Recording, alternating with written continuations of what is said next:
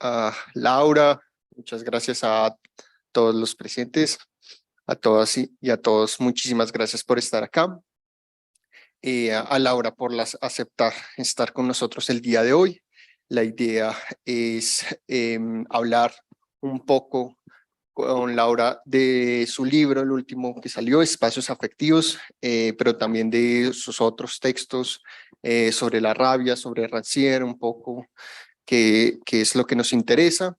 Vamos a estar con Milena, que es estudiante del pregrado, ya terminando. Y pues la idea es hacer una charla y tener un espacio también pues para charlar y discutir y oírnos. Entonces yo estoy muy nervioso, eh, pero presento a la profesora Laura Quintana, profesora del Departamento de Filosofía, filósofa, escritora. Y quisiéramos comenzar la conversación un poco con la reflexión con la que comienza el texto, y es sobre la filosofía, sobre el papel de la filosofía, que creo que es importante para nosotros en la Facultad de Filosofía, y el papel de la filosofía actualmente. Y me gustaría pensar esa idea que me pareció y me llamó mucho la atención, me afectó mucho, la idea de la filosofía como indisciplinada, que justamente nosotros, digamos, si me siento ahí culpable, uno en las clases con los estudiantes siempre habla de la disciplina de la filosofía y sin embargo hay algo que habría que pensar de la indisciplinariedad de la filosofía. Entonces quería primero que habláramos un poquito sobre qué es la filosofía para ti, qué es esa idea de la filosofía como indisciplinada.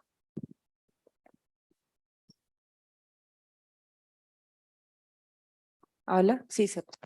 Bueno, muchas gracias por estar acá en un viernes por la tarde, a quienes se animaron a venir, y gracias a William y a Milena por la conversación.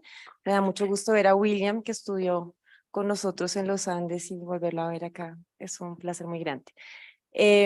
Bueno, entonces, sí, digamos que yo también tengo una visión de la filosofía que rescata, por supuesto, pues una tradición de pensamiento de larga duración, que tiene unas herramientas analíticas, argumentativas, que se caracteriza por una capacidad de creación conceptual que también realmente puede llegar a ser pues muy creativa. Pero me parece que, claro, la filosofía, cuando se ha animado justamente como a bordear otros terrenos, a poner en cuestión fronteras de conocimiento, pues es cuando ha sido pues mucho más creativa, ha demostrado una mayor potencia, como de abrir horizontes de imaginación y horizontes de comprensión. Uy, gracias por la luz. No, se puede apagar la luz. Em,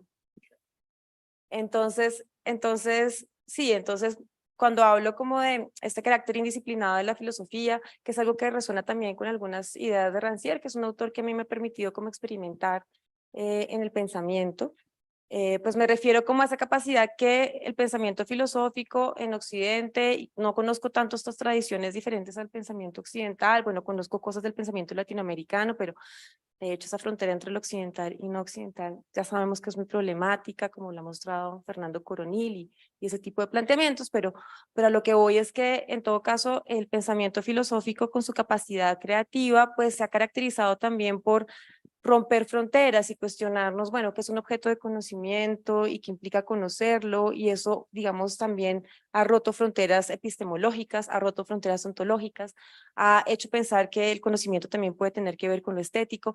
Entonces, esas fronteras que la filosofía misma se ha venido dando, también se han ido quebrando, y las fronteras entre saberes, el saber del humano, el saber de la naturaleza, el saber de lo animal, también se han venido reposicionando. Entonces, me parece interesante reconocer que ni siquiera contemporáneamente la filosofía en su tradición ha podido justamente crear otros territorios de pensamiento, crear otros horizontes de reflexión y romper fronteras que se iban también estableciendo dentro de las fragmentaciones de los saberes, pues porque siempre los órdenes de sentido crean fronteras, ¿no? Crean fragmentaciones, crean categorizaciones, y a mí me parece que la filosofía siempre se ha movido entre esas categorizaciones y esas fronteras, intentando abrir otros caminos, intentando abrir otros territorios.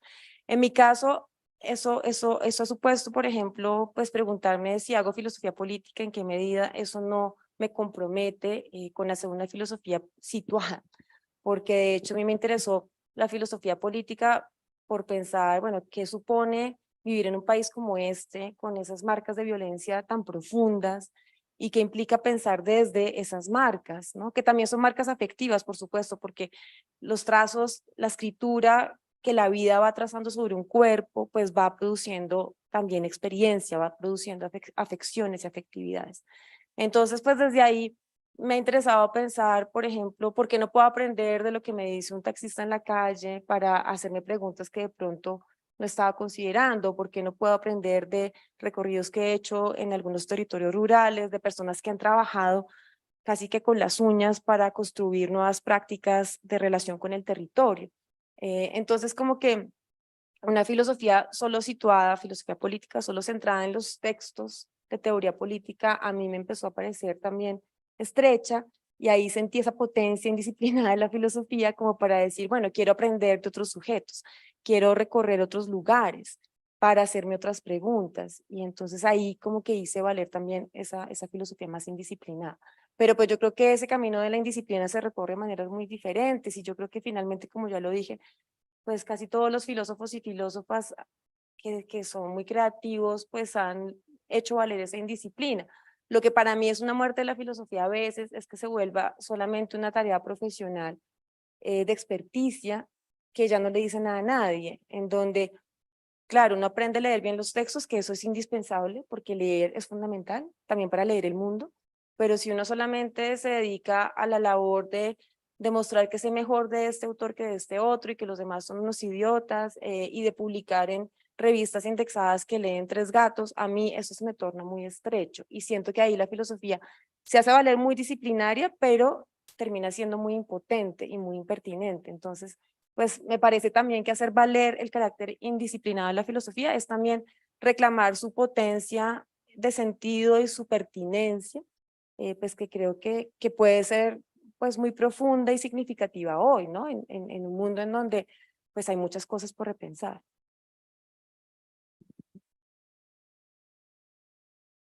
No sé, ¿me escuchan? Pues ya que mencionas como el tema de la experticia, a mí sí me causa como mucha curiosidad porque lo que uno ve, sobre todo cuando está haciendo el pregrado, es que muchas veces como que se centra justamente en eso, ¿no? En como que reproducir estos esquemas de pensamiento, independientemente de dónde vengan, de centrarse como en solo leer a los autores y muchas veces no salirnos de esos esquemas y ahí sí pensar situadamente como tú lo dices. Y en ese sentido yo quería preguntarte, em, pues primero, ¿cómo dejamos como de reproducir esos esquemas de pensamiento sin cuestionarlos? Pues, o sea, si lo reproducimos sin, no los cuestionamos, sino que solo se reproducen. Y pues, ¿cómo dejamos no sé si ponerlo así como de identificarse, como en ese sentido de hacer ese proceso como hegemónico del que tú hablabas, y comenzamos como a situarnos verdaderamente en el pensamiento filosófico? Sí, digamos, yo no excluyo que uno tenga que aprender a leer con rigor, y yo creo que en la formación de pregrado, pues sí hay que aprender a leer y a escribir con rigor. Y hay una tradición que además cada vez es más problemática que la constituye, porque hay muchas tradiciones de pensamiento también, y por ejemplo, bueno, donde yo trabajo y en mis cursos cada vez me interesa más leer autoras y autores que no son los del canon establecido, uy, eh, pues porque hay referencias muy diversas que uno puede leer bien y de las cuales uno puede escribir con rigor. Entonces, yo no pongo en cuestión que por lo menos hacer un pregrado en filosofía sí supone aprender a leer y escribir con rigor, y eso supone realmente enfrentarse con la dificultad de los textos filosóficos. Algo que yo siento que cada vez hace que la filosofía sea más difícil de aprender y enseñar es que cada vez tenemos más miedo a la dificultad y nos cuesta más enfrentar la dificultad, porque las mediaciones que nos circundan todo el tiempo quieren facilitar, ¿no? Una inmediatez que pueda ser fácilmente digerible, ¿no? Entonces, si tú te piden un artículo para una revista de esas de difusión masiva, te dicen, pero no sea más larga de esto porque la gente lee hasta donde puede hacer scroll con el dedo, ya no va a leer más y lee rápidamente. Entonces, digamos que eso ha cultivado como una dificultad de asumir como, pues, como lo que implica confrontarse con la complejidad. Y yo creo que la filosofía, cuando uno se la toma seriamente, a uno lo confronta con qué implica leer pues textos que son muy difíciles, muy complejos. Y yo creo que esa familiarización con esa dificultad sensiblemente es muy importante. Entonces, por eso, digamos que creo que la formación en leer rigurosamente y con cuidado y escribir es importante.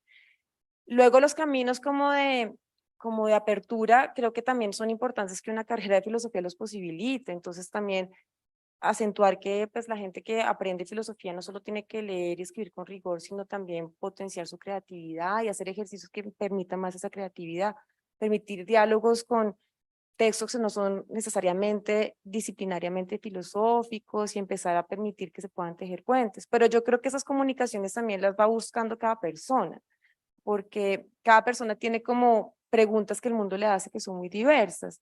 Y yo creo que esa indisciplina de la filosofía tiene que ver con, digamos, poner un poco al servicio de entender cosas que a uno lo convocan, ese rigor de lectura y de escritura, porque finalmente lo que uno hace es un poco leer el mundo con esa atención, ¿no? Y la filosofía cultiva mucho ese arte de atender, si uno pues ha sido cuidadoso con la formación, ¿no?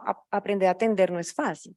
Entonces uno empieza como a atender y a pensar cómo puedo interpretar estos signos, y uno también puede empezar a ver signos del mundo en otras cosas que no son textos y empezar allí a cultivar como un arte de lectura más amplio.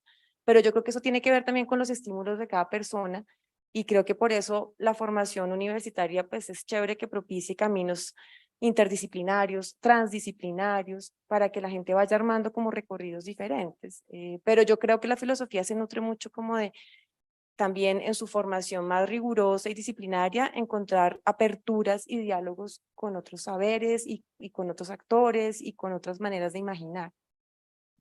Yo quisiera hablar un poquito sobre la escritura misma, porque quien lee los textos de la profesora Laura se da cuenta que hay un rigor en los autores, pero no es ese rigor cansón del paper, sino es un rigor distinto y más, a ver, voy a decir esta palabra, no sé si la diga de la manera más exacta, pero uno se deja afectar por lo que está en el texto.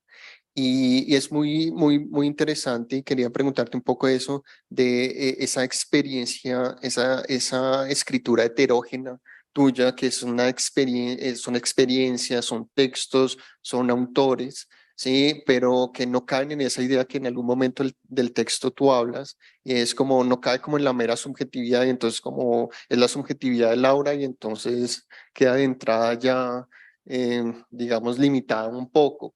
Entonces es una pregunta sobre cómo esa experiencia tuya se va tejiendo con otras experiencias para volverlas no universales, quizá generalizables, que le digan algo más al quien lee, al quien está atento a lo que tú estás pensando. Sí, digamos, para mí la escritura es como un proceso y una búsqueda que no se acaba, porque pues como que uno va experimentando, va pensando, bueno, esto me conviene mejor tomarlo por acá y puede funcionar, y luego quizás quiero hacer otras cosas y tengo que ensayar otras maneras de escribirlo. No sé, por ejemplo, yo intenté que la escritura de Rabia fuera diferente a Política de los Cuerpos, que en todo caso es un libro muy basado en un pensador que es Rancière, pero no es un libro de autor, porque intento llevar a Rancière pues más allá como otras preguntas que él ni siquiera se estaba haciendo. Pero la verdad es que sí demuestra como un cansancio de mi parte de la escritura academicista, y como sentir que es estéril. Entonces, pues simplemente estoy motivada por encontrar otras maneras de escribir. Y también me confronto todo el tiempo con el reto de cómo escribir de una manera que sea rigurosa, que no deje perder la complejidad, pero que no sea tan técnica de modo que le pueda llegar a otra gente que no tiene la formación filosófica. Y eso, digamos, en este libro en particular es como uno de los retos fundamentales. ¿Cómo puedo poner de manifiesto apuestas conceptuales que para mí han sido muy importantes en un lenguaje que tenga el compromiso de llegarle a muchas personas que tengan el interés y la atención? Porque obviamente hay discusiones complejas, también puede haber como discusiones de conceptos que tienen presupuestos, pero creo que para mí se ha vuelto un compromiso como dejar de hablarle a tan pocas personas como lo puede hacer la filosofía, que se vuelve muy técnica. Y entonces, bueno, en ese camino, pues uno se encuentra con estrategias diferentes, estrategias que pueden ser más narrativas, estrategias que tienen que ver más con situar al lector en dónde estoy parada yo y que recurren, por ejemplo, a la viñeta, que es un recurso etnográfico que es muy interesante, que a mí me interesó mucho explorar en Rabia. O me ha interesado también pensar con productos culturales, con películas, con series, de modo que a través de el contacto y el diálogo con esos productos que a la gente le interpelan, que a mí también me han interpelado, pues uno también pueda producir conceptos y pueda producir reflexiones, un poco pensando que la reflexión puede llegarle a uno de cualquier lugar y hacer valer eso también en clave de la escritura. También creo que ahí pues está jugando un poco esta idea del pensar situado, ¿no? Que yo no lo entiendo tanto como situarse en una voz que es solo la mía, que es lo que tú decías, que sería una voz pues muy autorreferencial, muy subjetiva.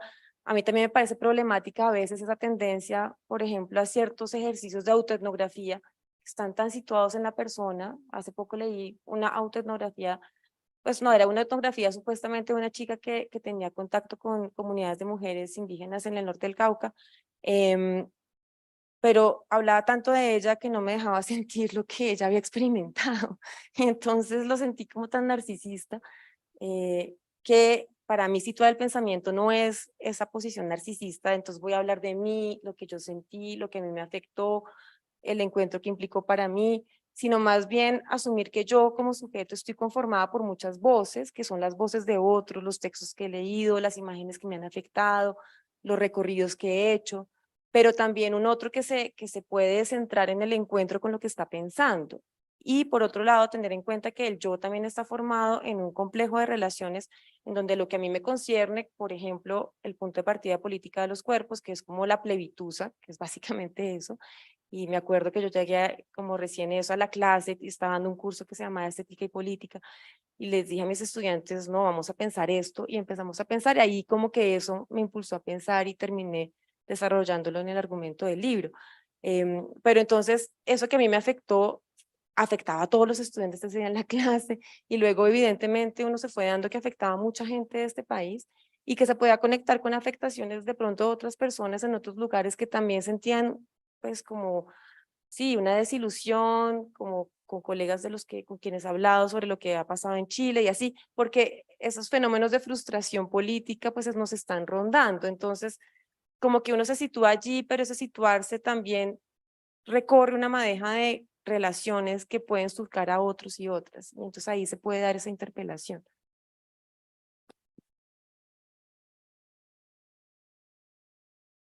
Ya que hemos hablado mucho de afectarse, entramos ahora sí a al asunto y hay una parte en la conversación con Damián en el que te pregunta justamente la pregunta básica, diría uno, de qué entender por afecto y cuál es la diferencia con las emociones y los sentimientos políticos que parecería ser que son más comunes escuchar como hay emociones políticas, pero cuando uno habla de afectos políticos es como más extraño, digamos, en el mundo, digamos, en el que uno está hablando de afectos y emociones. Entonces, quería preguntarte un poco eso y la relación que tú dices justamente con Spinoza, y me gusta esa idea, yo creo que es más deleuziana, guattariana, de ese afectarse siendo ya otro, que es algo muy importante en tu libro, en tu trabajo, como ese devenir otro en esa afección. Entonces quería preguntarte un poco, bueno, ¿cómo vamos a entender afectos? ¿Cuál es tu propuesta? Sí, claro, pues si uno va a hablar de afectos es indudable que una referencia obligada es Spinoza, ¿no? Y claro que está presente esa idea del afecto como efecto que un cuerpo tiene sobre otro, ¿no? Como esos efectos que produce el mundo sobre mí, ¿no? Entonces, el afecto tiene que ver con ser afectado, ¿no? Por un mundo donde yo habito y por eso para mí es muy importante resaltar ese carácter mundano del afecto, porque el afecto atañe a cómo vivo yo con otros en medio de lugares, en medio de atmósferas, en medio de tecnologías.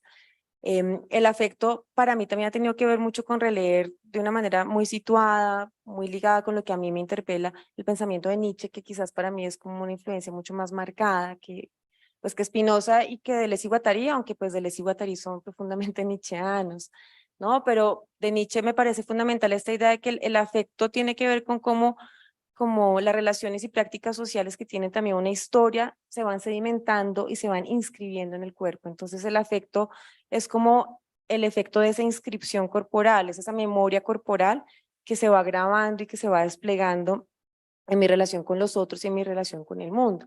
Entonces, esa idea de memoria corporal para mí es muy importante, pero es una memoria que además se va potenciando en relación con el espacio. El afecto no es solo corporal, sino espacial. Y eso es bien interesante porque marca, digamos, un carácter mucho más amplio sensorialmente del afecto con respecto a la emoción y con respecto al sentimiento. En el sentimiento es un término filosófico que tiene una historia fuerte, marcada en la filosofía moderna, y hay autores típicamente modernos, Hume, Adam Smith, entre otros, que le dieron un papel muy fuerte al asunto de los sentimientos, para dar cuenta de estados subjetivos, ¿no? Que pues marcan la vida de los individuos.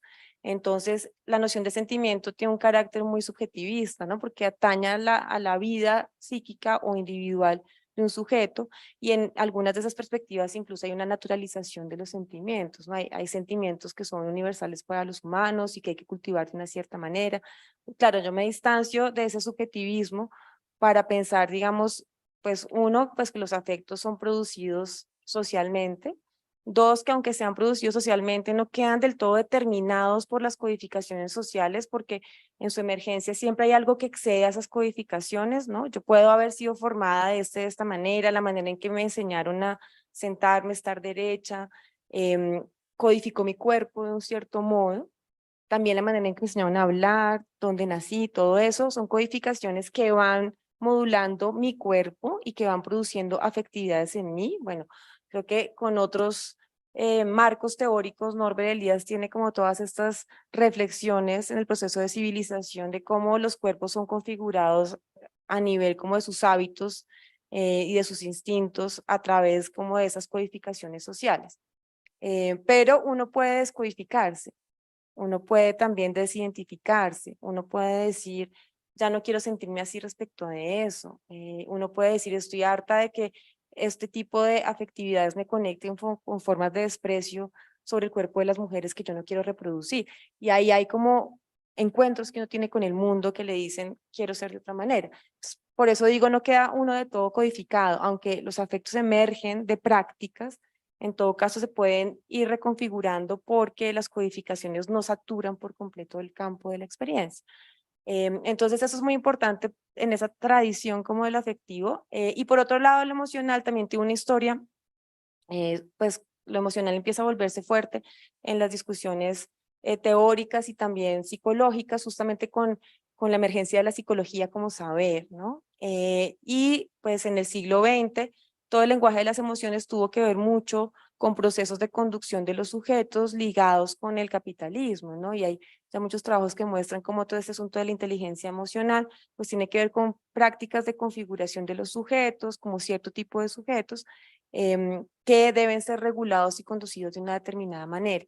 Entonces, para mí lo emocional marca lo que me ha interesado llamar como una despolitización del afectivo, porque todo el lenguaje de lo emocional que se psicologizó y va muy emparentado con el auge de la psicología como ciencia de regulación del comportamiento humano, pues tiene que ver con pensar que si yo me siento triste o tengo rabia o tengo depresión, pues hay que intervenir sobre mi comportamiento individual, encontrar un tratamiento adecuado para que me sienta mejor.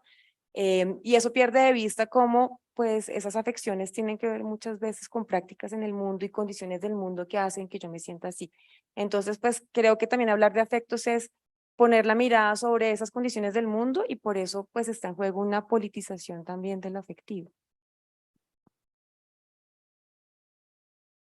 A mí sí me parece como bien interesante ese tema de la despolitización y de la politización de los afectos, y quería preguntarte, pues, primero, para ti, ¿qué es justamente despolitizar y politizar? ¿Eso cómo se configura? Bueno, y que después también vas a nombrar como el tema de la intensificación de los afectos, o sea, esa politización o esa despolitización de ciertos afectos tienen que ver con una intensidad. Sí, la despolitización tiene que ver con lo que estaba mencionando recién ahora. Entonces, si tú te sientes agotada, te sientes deprimida, te sientes a veces con reacciones que pueden verse como agresivas, ¿no? Tú lo comentas y puede ser usual que te digan, no, pues ve al psicólogo, busca ayuda y pues eso no está mal, está bien, también eso puede ser terapéutico y yo no lo estoy poniendo en cuestión. De hecho, no se trata de eso. Pero lo que digo es que cuando se individualizan esos casos que cada vez son más reiterados, y yo lo siento mucho al enseñar, lo hablamos ahorita con William al venir, cómo ves a los estudiantes hoy en día, yo le decía cansados y muchas veces deprimidos y con un sinnúmero de diagnósticos de enfermedad mental, pero a un punto que ya se vuelve muy reiterativo y es muy frustrante uno enseñar en esas condiciones. Lo peor es que uno mismo también se siente así, entonces uno también se siente cansado, se siente explotado y entonces, y nos cansamos mutuamente, bueno, y entonces pues sí, como que individualizar esos fenómenos como que no está ayudando, y si ponemos más bien el lente en cuáles son las condiciones laborales que estamos viviendo, cuáles son las formas de supuestamente flexibilización de los trabajos que se han dado desde hace ya varios años, que realmente crearon más inseguridad laboral y condiciones de precarización, ¿no? Si nos damos cuenta de cómo es la vida en una ciudad como Bogotá, que es una ciudad muy arruinada, muy agresiva, en donde uno se siente a la defensiva todo el tiempo, el aire que uno respira, ¿no? El nivel de toxicidad que ya ha atravesado los cuerpos. Entonces uno se da cuenta, las exigencias y vigilancias que uno encuentra en los ambientes laborales en donde no dejan de parar las evaluaciones una y otra vez, ¿no? Entonces, y criterios de medición que no miden las singularidades, sino que tratan de uniformizarlas. Entonces, pues uno se da cuenta que hay mucho en el mundo, sin contar con que vivimos en una devastación social terrible y en una devastación ecológica terrible, en donde uno siente que ya no va a haber futuro y pues entonces, pues sí, hay todas las condiciones para que uno se sienta frustrado y a veces muy impotente y se sienta también agotado de esas sensaciones. Entonces, politizar es justamente decir, dejemos de individualizar tanto esos fenómenos y pensemos cómo están en relación, con qué condiciones del mundo y qué tendríamos que cambiar para poder transformar esas relaciones afectivas. Hay un aspecto que me parece bastante interesante, y es que la afección siempre viene a otra afección, ¿no? Y es un poco como esa idea que tú trabajas mucho de la rabia en relación con el odio, con la ira, como que va de un lado al otro. Y justamente cuando discutíamos tu texto, salía como esa pregunta, ¿no? ¿Cómo evitar un poco que, digamos, la rabia termine en la ira y luego el odio que termina en aniquilar al otro, ya no tanto escuchar al otro, sino el exterminio total del otro y todo esto que pasa actualmente, no solo el otro humano, sino también el otro en la naturaleza, o sea, el exterminio total prácticamente. Sí, respecto a eso, como dos cosas. La primera, claro, como que yo estoy comprometida con dejar de encapsular los afectos y decir hay afectos buenos y malos y pensarlo dicotómicamente. Por eso estoy muy en contra de esas lecturas que dicen las emociones tristes tienen este país vuelto nada y hay que evitarlas, porque pues ahí sí soy muy nichana. En lo triste también hay caminos de transformación, cuando la tristeza se asume a fondo como disruptiva. Y de hecho, todo este lenguaje de la inteligencia emocional siempre ha tenido muchas precauciones respecto de la rabia y respecto también incluso como de formas como de agotamiento que pueden llevarlo a uno a ser disruptivo y a ser inoperante, ¿no? En tanto que uno quiere dejar de hacer y no hacer, ¿no? Entonces, claro, son muy prevenidas con ese tipo de manifestaciones, pues porque lo que se quiere con esas fórmulas de la inteligencia emocional es que uno sea cada vez más productivo y que si uno se siente agotado, claro, descanse, haga yoga, vaya a terapia de mindfulness, tal, para que después vuelva a ser de nuevo productivo, ¿no? Entonces, digamos, me opongo como a esas dicotomías y también a esas objetualizaciones de los sentimientos, de las emociones y de las afectividades. Algo que quería decir es que el afecto también es más amplio sensorialmente porque si yo hablo de afecto, me estoy refiriendo también a disposiciones sensoriales que no necesariamente quedan cobijadas con una emoción, ¿no? Por ejemplo, estando acá, viendo que quizás alguien está bostezando, o está durmiendo, o está animado, yo voy rigiéndome también afectivamente y produce un efecto sobre mí, ¿no? Y eso no necesariamente está vinculado ya de antemano con una emoción determinada. ¿no? En el ejemplo que pongo en este libro, si yo voy por el tráfico de Bogotá y siento que es irrespirable, eso se puede vincular con muchas emociones, pero el ambiente mismo y la atmósfera no queda recogida por una emoción o por otra. Entonces también me opongo de la mano con eso a fragmentar las emociones un poco al estilo de esta película Intensamente, lo que de hecho a mi hija le gustó mucho y todo, pero es como si uno tuviera un comando, una caja de comandos acá y la rabia entonces es rojita y la tristeza es azul y la alegría es verde o no me acuerdo qué color es. Y entonces uno puede ir como pulsando una emoción en lugar de otra y las puede dividir tajantemente, e identificar. Pero es que así no funciona la vida afectiva. Uno de pronto se siente triste, pero a la vez le está dando rabia, pero de repente comparte la rabia con una amiga y uno le dice, mira, tengo rabia por esto, y la amiga sintoniza y uno de pronto siente como entusiasmo de que hubo sintonía y entonces el entusiasmo no le da alegría. Y entonces de repente hay unos fluires y devenires que son muy interesantes y que se pierden de vista cuando uno fragmenta de ese modo la vida emocional. En todo caso, yo, pues en Rabia, y acá también vuelvo sobre eso, pues sí, de la mano con el vitalismo filosófico, pues sí creo que hay criterios para, en el caso de Nietzsche, que es un autor que a mí me gusta mucho, para hablar de pues fenómenos que pueden ser más o menos vitales, aunque esas fronteras no son dicotómicas, siempre son permeables, una puede venir en la otra, pero para hablar que pues es no vital lo que me hace expresarme a mí misma, es no vital lo que niega las relaciones que puedo establecer con otros, es no vital lo que niega la historicidad que atraviesa toda la vida social. Entonces, desde ahí, claro, también en sentido espinosista es no evitar lo que hace daño, lo que le hace daño al cuerpo, es no evitar lo que le hace daño al cuerpo y lo que le hace daño a otros cuerpos, ¿no? Porque el daño también se va multiplicando y se va comunicando.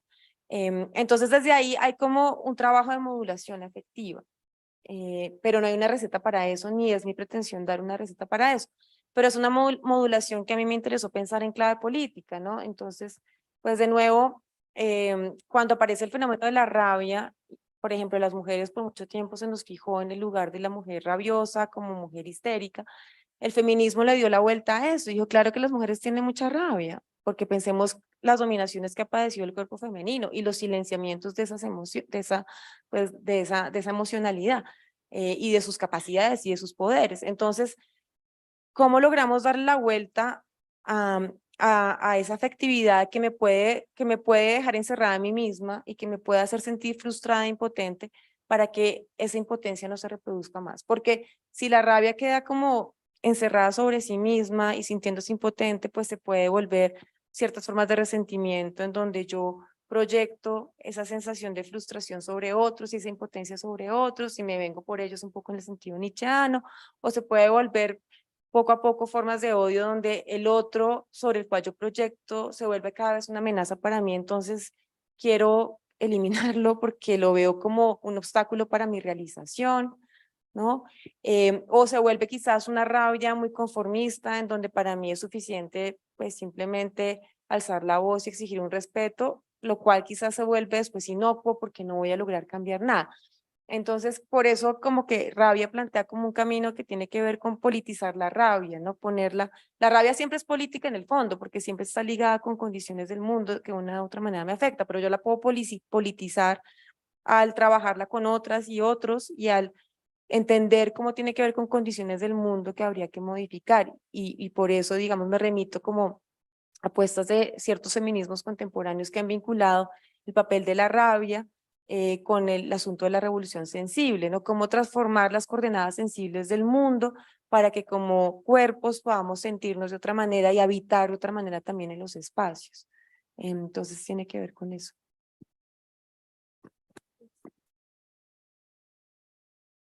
Yo acá pensando un poco con todo el tema de esta revolución sensible, de la rabia, de juntarnos alrededor de esto. ¿Tú crees que aquel o este grupo de personas que no, es que no sé si ponerlo así, pero bueno, que no quieren como escuchar al otro, que tal vez no quieren escuchar demandas, denuncias o esos gritos que tal vez dentro del movimiento feminista, dentro del movimiento social, pues se hace? ¿Tú crees que lo que están haciendo es como, no sé si ponerlo así, como un efecto inmunitario? O sea, como que se están blindando ante algo. Claro, las formas de dominación y de poder pues operan como codificando tanto el campo de experiencia que tú sientes que es inadmisible o inviable que haya algo que irrumpe en ese campo de experiencia y lo puede poner en cuestión. Y entonces puede pasar eso o puede pasar que tú estás codificando tanto un campo de experiencia que tienes criterios muy fijos sobre qué es admisible y qué no es admisible, ¿no? Y ahí pues yo trabajo en Rabia sobre una noción que es consensualismo afectivo, que tiene como una influencia de Rancière sobre el consensualismo, pero que la lleva un poco más allá, pues porque a Rancière no le interesan mucho los afectos y por eso no lo uso en Rabia. Pero tiene que ver con que nos hemos acostumbrado a naturalizar que hay cosas que no queremos ver, que no queremos que aparezcan y que entonces decimos es de mal gusto o es inapropiado, pero ¿por qué lo es? Y algo que el feminismo también enseña a pensar es cómo la rabia se ha codificado en términos de raza, género y clase. Entonces nos parece más aceptable un hombre blanco enardecido con poder de mando porque decimos, uy, pero cómo es de buen líder y pues tiene razón porque pues está molesto y está, digamos, empujando a su equipo. Si lo hace una mujer de las mismas características, ya nos parece como de pronto se salió un poquito de lo que consideramos que es apropiado. Pero si ya lo hace una mujer negra, que el feminismo negro trabajó mucho sobre como esa fijación de la mujer negra rabiosa, pues incluso se puede producir una animalización de la persona, que es una desvalorización.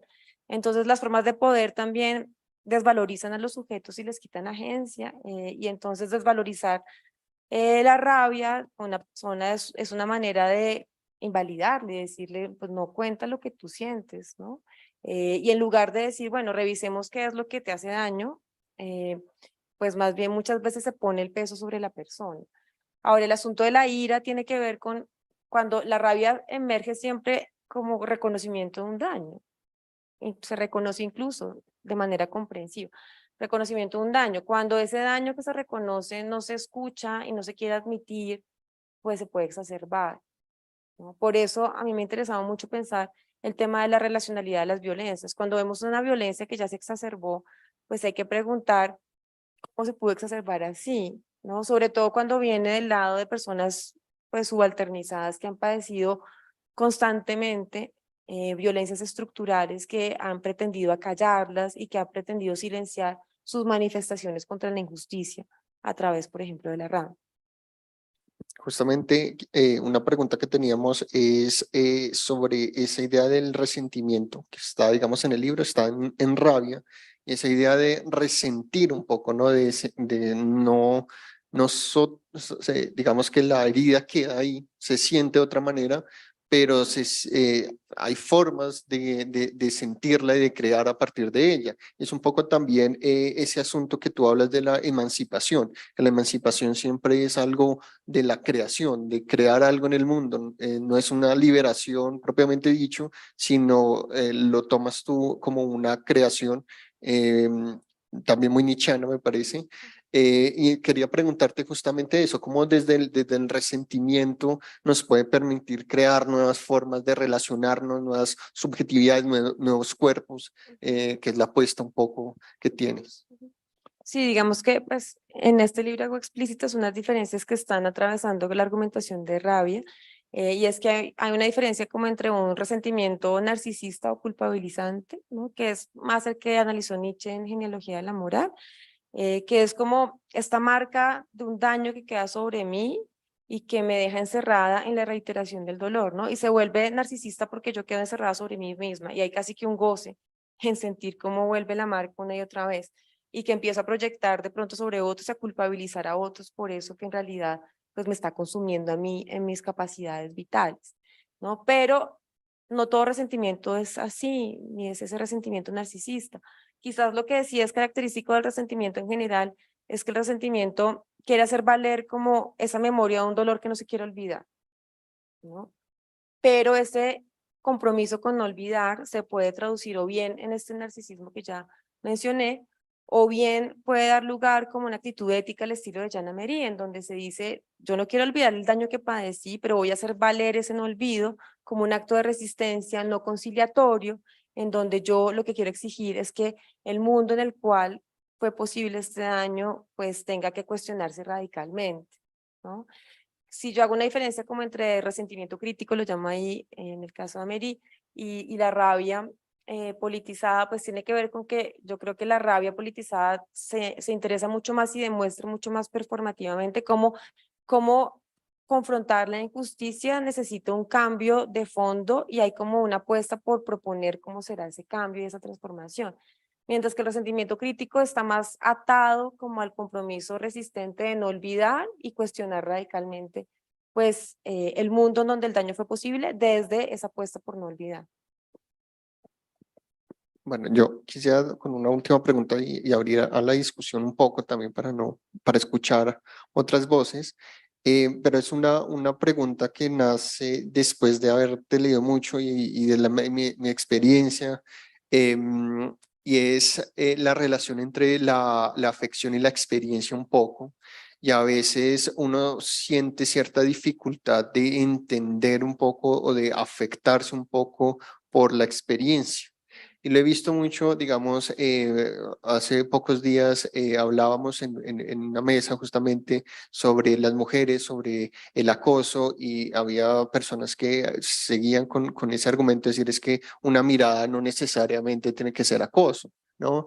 Y uno se preguntaba, claro, o sea, usted se lo está diciendo porque ¿cuántas veces usted ha sentido una mirada de acoso? Es decir, es como una cierta forma en que nuestra propia experiencia no encaja de todo y no sé si llamarlo inmunitario, creo que hay una cuestión que me quedó sonando y es justamente cómo nuestras experiencias a veces no permiten que nosotros podamos atender completamente a ese reclamo de la afección que nos viene de los otros.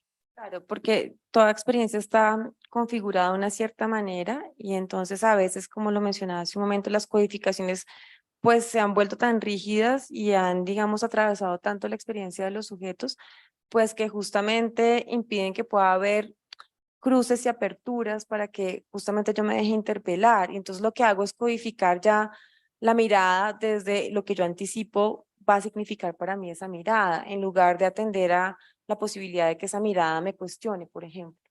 Entonces, de nuevo, igual esas determinaciones nunca son definitivas y sí es posible el cambio de los hábitos, pero claro, hay hábitos que están tan, digamos, introyectados y como tan incorporados y encarnados que uno a veces se siente impotente porque no sabe por dónde empezar para poder fracturarlos y esa es como una inquietud que a mí me ha atravesado de tiempo atrás, ¿no? Creo que las intervenciones afectivas y las modulaciones afectivas allí juegan un papel porque en Colombia, por ejemplo, se ha visto que lo que algunos llaman como desensibilización frente a la violencia, que hemos hablado mucho de eso, ¿no? El efecto que ha tenido, dicen algunos que, pues yo no sé, por mucho tiempo hemos visto imágenes de guerra y violencia que llegan, se reiteran, y algunos dicen, bueno, es por efecto de reiteración que la gente ya lo naturalizó y ya no siente nada, pero no creo que sea simplemente ese el caso, sino es cómo llegan esas imágenes, a quienes hemos visto en esas imágenes, hemos escuchado realmente a la gente de territorios rurales que lo han padecido, poder dar cuenta de lo que vivieron más allá de me pasó esto, que respondiendo a una pregunta muy delimitada de un periodista de turno. Entonces, ¿hasta qué punto, digamos, cómo ver esas codificaciones que empobrecen la experiencia, si nos lo dice con Benjamin, pues no supone justamente exponerse a otros escenarios de afectación, propiciar encuentros inesperados en donde de pronto algo me pueda llegar porque nunca me había llegado, ¿no? O escucha a alguien que yo no había escuchado y pueda por fin atender a eso. Pero claro, son círculos viciosos porque a veces justamente la atención no se dispone a esa escucha y porque justamente no se da como el tiempo de hacerlo, pero hay que seguir intentando y pues igual digamos, eso puede llegar de lugares inesperados que uno pues realmente no calculaba que podían suceder y pasar.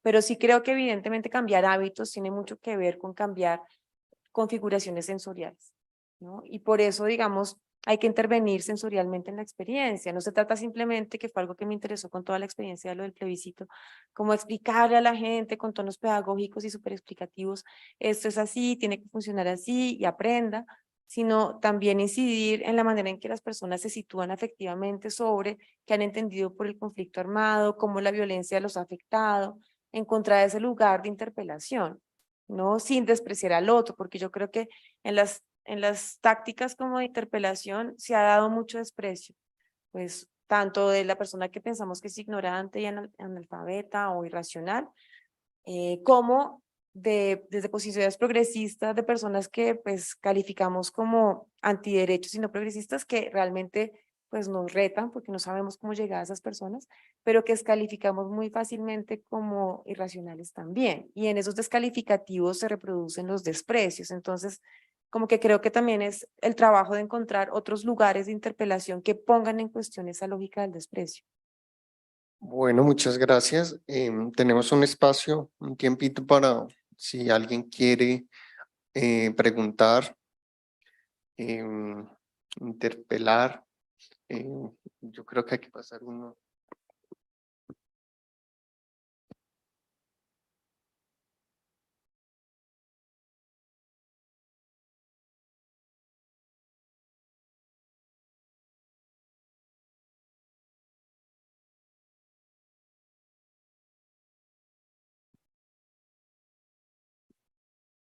Bueno, muy buenas tardes, profesora Laura. Muchísimas gracias por estar acá en la Universidad Libre. Mi nombre es Juliana.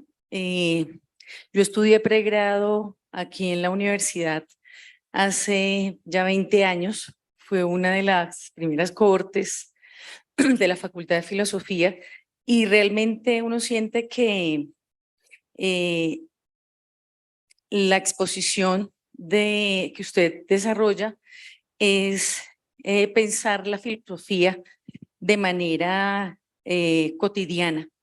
Y creo que pues tus libros han permitido de alguna manera provocar a que la filosofía tenga pues una pertinencia en algo, pues algo tan cotidiano como la realidad colombiana, que usted muy bien lo ha dicho, que a veces esa última reflexión que hiciste, sobre todo en ese desprecio que tenemos entre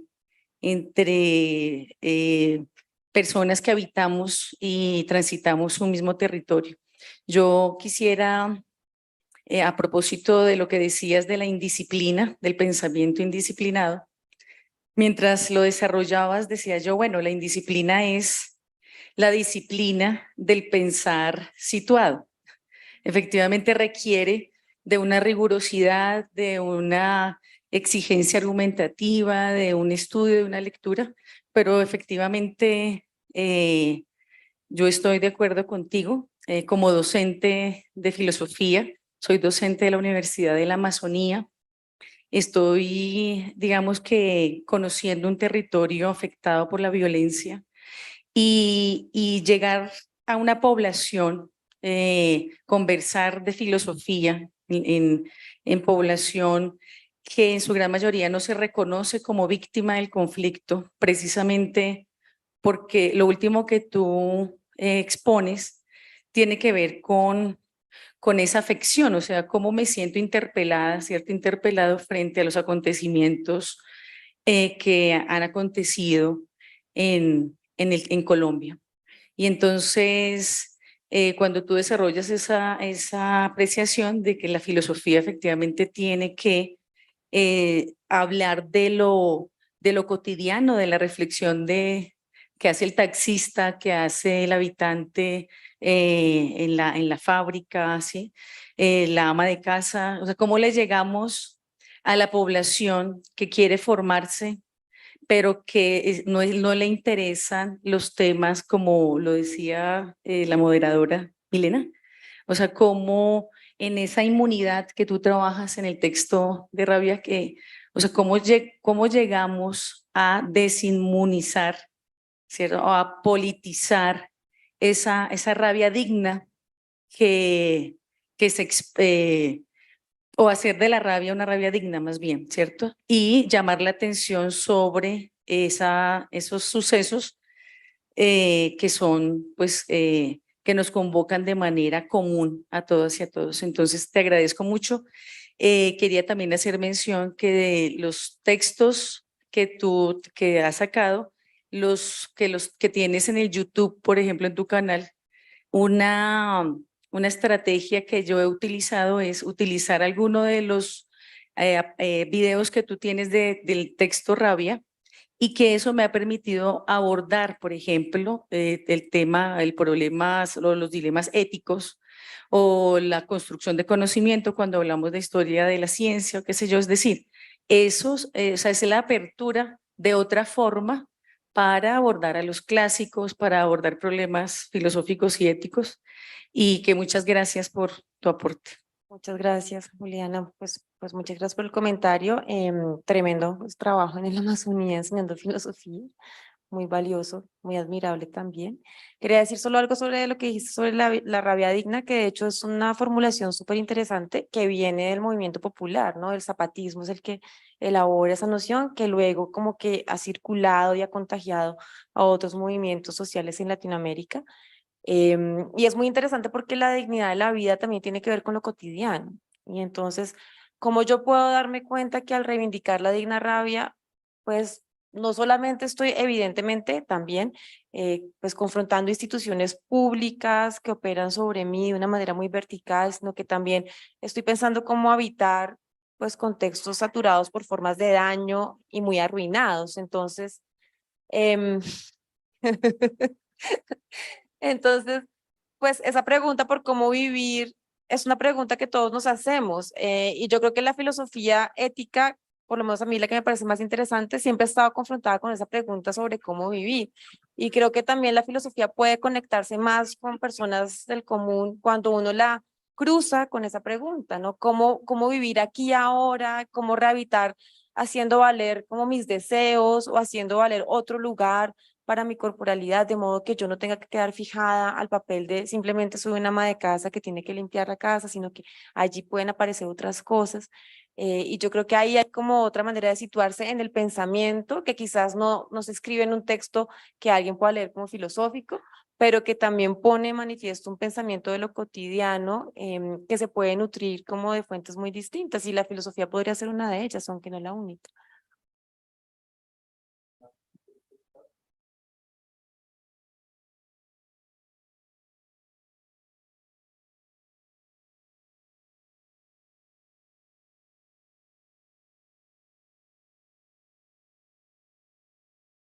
Hola, gracias. No sé cómo formularla, pero el tema de la dicotomía que nos deja la modernidad, razón versus emoción, la ilustración, digamos, muy esquematizada, o frente a los románticos, frente a los ilustrados.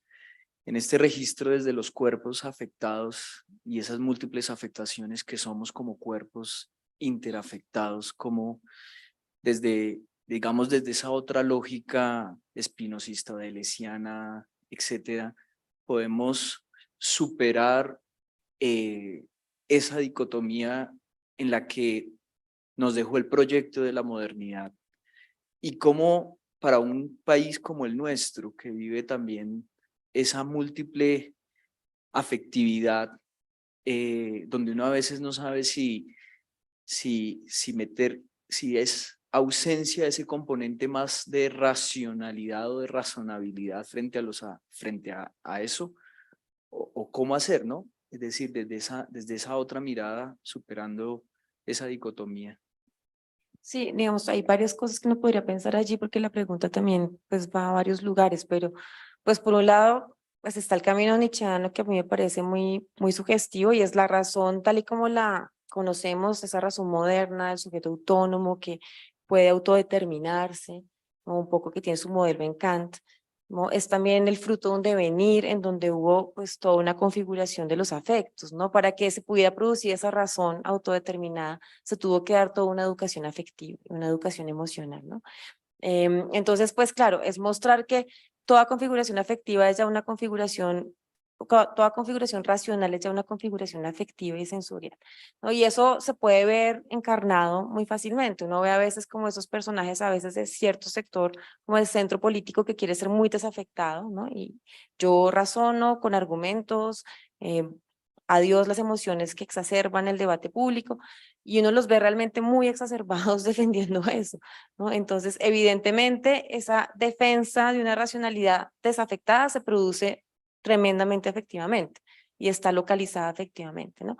Y pues uno habla, esa visión que tenía la ciencia sobre sí misma desde el positivismo, donde hay como un ideal de objetividad que es la neutralidad, pues ya ninguna persona seria, crítica que haga ciencia la sostiene, y uno habla con personas que hacen ciencia, biología, física, y pues obviamente le dejan ver que están completamente afectados por lo que están haciendo, y hay un montón de juegos afectivos que están impulsando su actividad. Entonces, pues es reconocer como el posicionamiento corporal y afectivo que está en juego en todo trabajo humano y en toda, y no solo humano, también uno puede pensar en interacciones afectivas de humanos con humanos, ¿no? Con animales, pues hay mucha gente que hoy está pensando sobre eso, ¿no? La relación afectiva que tiene, bueno, Haraway lo ha pensado con el perro, ¿no? Con el perro hay unas afecciones muy particulares, o comunidades indígenas que no ven a la montaña como un depósito de minerales, sino que ahí hay unos rituales que conectan sus prácticas con la montaña, ahí hay unos afectos, ¿no? Y hay unas racionalidades muy fuertes también de trabajar el territorio que tienen que ver con esas afectaciones. Entonces es más bien pensar un vínculo que es indisoluble entre la construcción racional y el posicionamiento afectivo. Y por otro lado, como la pregunta, hay una pregunta interesante porque una vez dice cómo cambiar ciertas formas de afectación que son muy agresivas, ¿no? Como en Colombia se ha naturalizado mucho esa idea de que el colombiano es agresivo y que, mejor dicho, somos, pues sí, muy irascibles, y basta ver simplemente las interacciones en el tráfico. Em, pues claro, hay que pensar cómo se cambian las instituciones que han producido esas afectaciones, porque obviamente no hay nada natural allí. Eso ha sido el resultado de una historia muy cruenta de desprecios que incluyen lo que se ha anunciado muchas veces en términos de clasismo, racismo, machismo, pero todos esos labels que se han vuelto fórmulas en realidad traen consigo un montón de configuraciones afectivas que tienen que ver con instituciones, cómo lo educan a uno en la casa, cómo le enseñan a amar a alguien, que implica cortejar a alguien, un montón de prácticas que, bueno, entre otras cosas el feminismo está poniendo en cuestión y que son duras. Y entonces los amigos ya le dicen a uno, no sabe cómo hablar a las chicas ahora. Pues sí, pues hay que desaprender y reaprender. Y pues sí, y son aprendizajes que van formando otras formas de racionalidad también.